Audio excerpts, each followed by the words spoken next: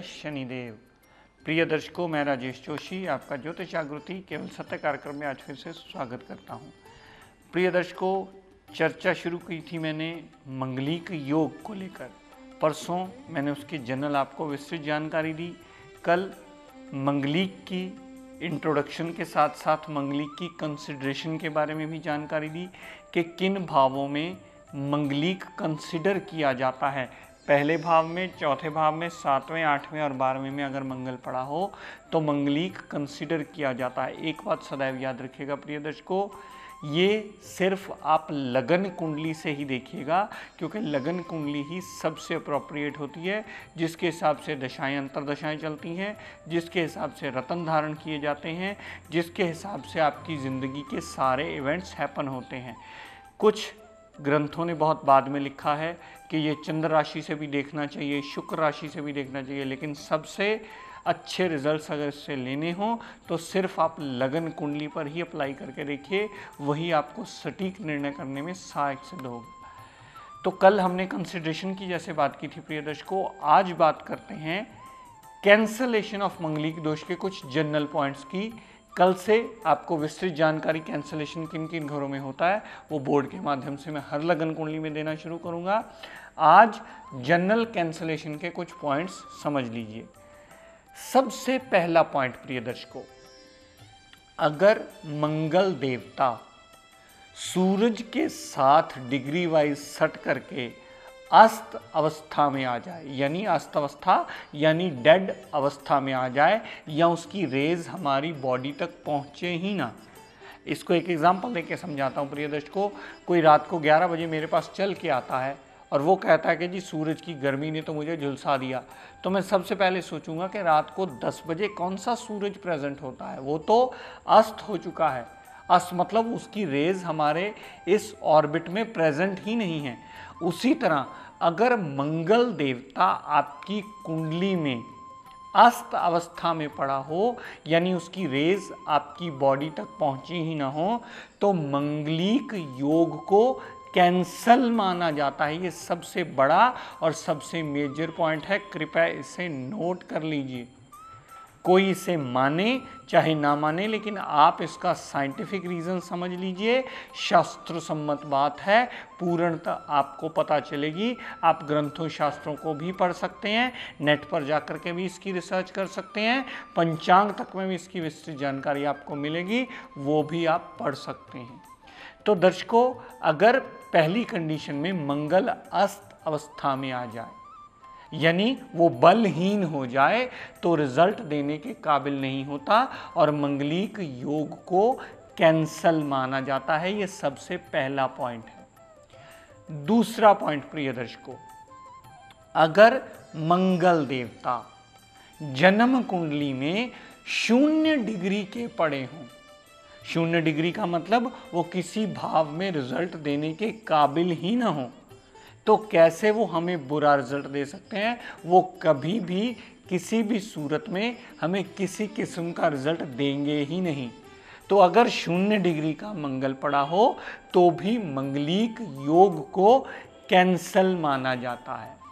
ये दूसरा पॉइंट है प्रिय दर्शकों। तीसरा पॉइंट नोट कर लीजिए, अगर मंगल देवता किसी भी लगन कुंडली में 28, 29, 29.5 डिग्री यानी लास्ट डिग्री मृत अवस्था जिसको कहा जाता है, अगर मंगल किसी भी कुंडली में इन 5 भावों में, पहले, चौथे, 7वें, 8वें, 12वें, जिनमें कंसीडर किया जाता है, उनमें मंगल 29, 28 डिग्री पड़ा हो तो भी मंगलिक योग कैंसल माना जाता है, क्योंकि मंगल वहां निष्प्रभावी है, वो जातक को रिजल्ट देने के काबिल ही नहीं बना है। चौथा पॉइंट प्रिय दर्शकों, सबसे मेजर, बहुत ध्यान से समझने वाला है। अगर मंगल देवता यानी मंगल ग्रह कहे जाने वाला मंगल देवता जन्म कुंडली में अति योग कारक बन के अच्छी जगह प्लेस, यानी इन 5 भावों में कहीं हो, तो भी मंगलिक योग को कैंसल माना जाता है, क्योंकि योग कारकता की डेफिनेशन है जहां बैठना, जहां देखना, जहां जाना, उस घर की वृद्धि कर देना। तो कैसे मंगल को हम अशुभ मान सकते हैं, कैसे मंगल को बुरा कहकर मंगलिक योग के अंडर कंसीडर कर सकते हैं, ये गलती मत कीजिएगा। ये खुद अपनी स्वयं की कुंडली विवेचन करके अगर आप देख सकें तो ज़रूर देख लीजिएगा कि मंगल कितने अंश का किस स्थिति में पड़ा है। बात करते हैं प्रिय दर्शकों सप्तमेश। सप्तमेश यानी सातवें घर के मालिक की। आपकी कुंडली में कोई भी हो सकता है, मैं सातवें घर के मालिक की बात कर रहा हूं, कोई भी ग्रह हो सकता है। अगर सातवें घर का मालिक सातवें घर में ही पड़ा हो तो भी ये निश्चित हो जाता है कि वैवाहिक सुख में कमी नहीं रहेगी, वैवाहिक सुख उस जातक का बिल्कुल ठीक होगा। फिर चाहे मंगल किसी भी अवस्था में कहीं भी पड़ा होगा तो मंगलिक योग के अंडर कंसिडर नहीं होता। अगर मंगल देवता इन पांचों भावों में पड़ा हो और वो बृहस्पति से दृष्ट हो जाए, बृहस्पति की उतनी डिग्री वाइज कैपेबिलिटी अवश्य देख लीजिएगा कि अगर बृहस्पति की डिग्री वाइज थोड़ी सी भी कैपेबिलिटी हुई और उसने मंगल पर दृष्टि डाल दी, क्योंकि वो देव गुरु माने जाते हैं, उनके आगे हर ग्रह नमन करता है, फिर वो चाहे दानवों में आए चाहे देवताओं में आए, उनके आगे हर ग्रह छोटा माना जाता है, उनके ऊपर कोई ग्रह नहीं माना जाता। अगर बृहस्पति देवता ने कहीं से भी मंगल के ऊपर दृष्टि डाल दी तो भी मंगलिक योग कैंसल माना जाता है। ये यूनिवर्सिटी की ऑथेंटिक बुक में आप पढ़ भी सकते हैं। कोई इसे माने चाहे ना माने, लेकिन ये बिल्कुल सत्य है, जो प्रमाण सहित है, आप इसे बुक्स में पढ़ सकते हैं इजीली। अगर मंगल देवता चंद्रमा के साथ बैठ जाए, यानी मंगल एक अग्निकारक ग्रह, चंद्रमा जल, उसके साथ बैठ जाए तो भी मंगल का दुष्प्रभाव शांत हो जाता है, तो भी मंगलिक योग कंसिडरेशन में नहीं आता अगर मंगल और चंद्रमा सेम भाव में बैठ जाएं। अगर प्रिय दर्शकों मंगल देवता इन्हीं पांचों भावों में पहले, चौथे, सातवें, आठवें और 12वें में स्वराशि, स्वराशि यानी 1 नंबर या 8 नंबर में बैठे हों, यानी मेष राशि के मंगल हों आपकी कुंडली में या वृश्चिक राशि के मंगल हों, तो भी मंगलिक योग कंसिडर नहीं होता, क्योंकि स्वराशि में बैठने से वो बाउंड हो जाता है कि वो बुरा नहीं करने वाले। अगर मंगल देवता आपकी जन्म कुंडली में उच्च के यानी 10 नंबर राशि में बैठे हों तो भी वो बाउंड हो जाते हैं कि वो किसी जातक के लिए बुरा करेंगे ही नहीं, वो बंध गए हैं। दर्शकों कुंडली मिलान में ये सबसे बड़ी प्रॉब्लम्स आती हैं कि मंगलिक है जी, मंगलिक है, मंगलिक को एक हवा बना दिया है, मंगलिक को एक डर के नाम से या डराने के काम ले लिया जाता है, फिर उसके पूजा के नाम से पैसे भी ऐंठे जाते हैं। लेकिन मंगलिक योग 90% कुंडलियों में होता ही नहीं है, अगर आप सही कैंसलेशन के पॉइंट पढ़ लेंगे। एक और बात, सबसे बड़ी और सबसे विचारणीय बात, ये बात सदैव दिमाग से निकाल दीजिए, ये बात सदैव दिमाग से दूर कर दीजिए कि मंगलिक जातक है तो उसका विवाह मंगलिक जातिका से ही होगा, या मंगलिक जातिका है तो उसका विवाह मंगलिक जातक से होगा। ये बात भी शास्त्र सम्मत नहीं है।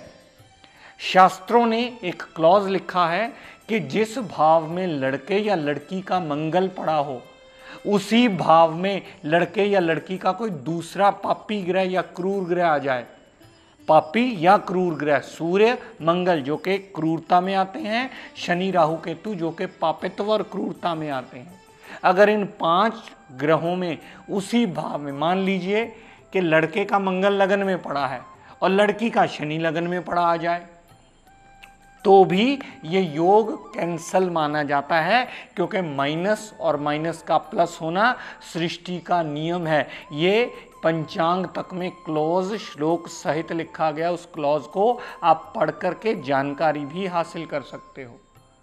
अगर मंगल देवता के साथ बृहस्पति सेम राशि में बैठ जाए तो भी मंगलिक योग को भंग माना जाता है, क्योंकि देव गुरु के आगे मंगल देवता कुछ नहीं कर पाते, वो निष्प्रभावी हो जाते हैं।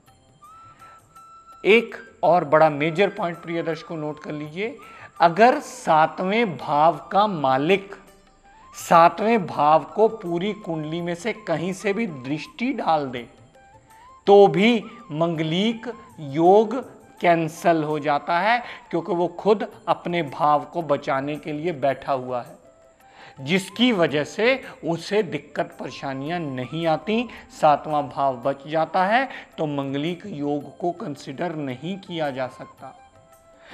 प्रिय दर्शकों, कुंडली मिलाते समय अगर आपके गुण मिलान 27 या 27 से अधिक चले जाएं तो भी मंगलिक योग को कैंसल माना जाता है, मंगलिक योग को भंग माना जाता है, मंगलिक योग निष्प्रभावी माना जाता है। मंगल इतना बुरा ग्रह नहीं है, इसकी विस्तृत जानकारी मैंने आपको पहले ही दी है।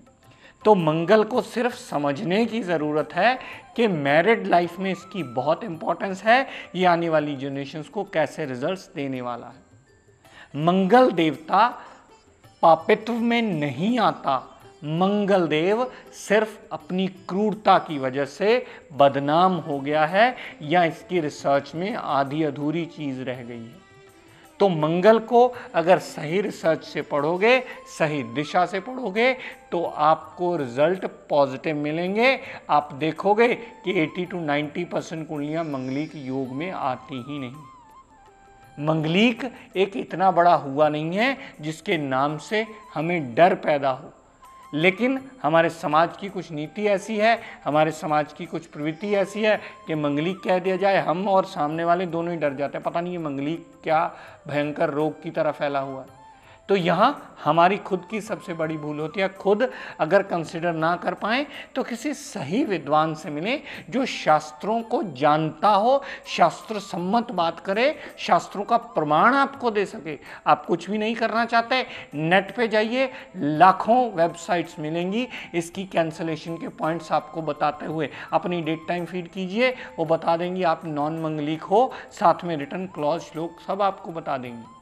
लेकिन बात हमारे समझने की है।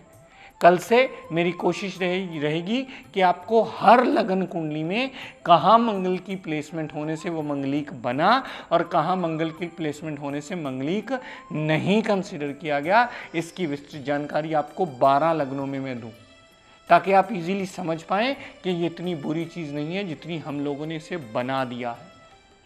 तो प्रिय दर्शकों, आज का टिप ऑफ द डे देता हूँ, नोट कर लीजिए। मंगलिक योग कैंसलेशन के आपने सारे पॉइंट समझ लिए। अब आज के टिप ऑफ द डे में समझ लीजिए कि जिस बच्चे का पढ़ाई में मन ना लगता हो, उसको जब भी आप पढ़ने बिठाएं तो कोशिश ये करें कि उसकी सिटिंग का इस हिसाब से सिस्टम रखें कि उसका मुंह चढ़ते सूर्य की तरफ हो। चढ़ते सूर्य की तरफ करके अगर मुंह वो पढ़ेगा तो उसकी कंसंट्रेशन में इम्प्रूवमेंट आएगी और जो भी बच्चा याद करेगा उसके माइंड में रहेगा, जिससे उसके मार्क्स अच्छे आने में वो चीज़ सहायता अवश्य करेगी। तो प्रिय दर्शकों, आज अपनी वाणी को मैं यहीं विराम देता हुआ हम सब के लिए शनिदेव से मंगल कामना करता हुआ, अपनी मंगल की जानकारी को कंप्लीट करता हुआ कि मंगल ये ग्रह जो ऐसा है, इससे घबराने की ज़रूरत नहीं है। अगर ग्रह आया है तो साथ में उसकी कैंसलेशन के पॉइंट्स भी लेकर के आया है, वो शास्त्रों में लिखे गए हैं, आप पढ़ भी सकते हैं। मेरी कल से कोशिश रहेगी कि हर लगन कुंडली की विस्तृत जानकारी मैं आपको दूँ। तो हम सब के लिए मंगल कामना करता हुआ शनिदेव से ये प्रार्थना करता हूँ कि हे शनिदेव, हम सब पर अपनी कृपा दृष्टि दया दृष्टि सदैव बनाए रखें। जय शनिदेव।